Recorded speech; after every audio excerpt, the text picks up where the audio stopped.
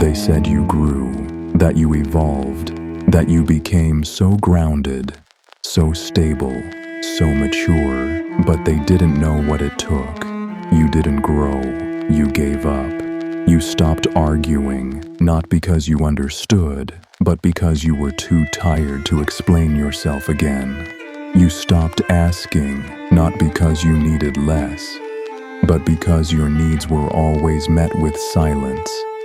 You stopped dreaming, not because you became realistic, but because hope started to feel like self-harm. But they applauded it. They saw your silence as wisdom, your stillness as grace.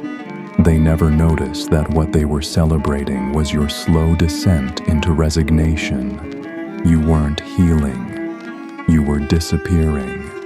They called it growth when you stopped showing emotion. They called it self-control when you stopped expressing your needs. They called it peace when you stopped resisting what was breaking you. You didn't evolve. You adapted, painfully, quietly, desperately. You folded yourself small enough to fit inside their expectations, and then convinced yourself it was strength. But there's a version of you still buried under all that acceptance. One that used to speak boldly, one that used to laugh louder, one that used to cry openly and ask for more without shame.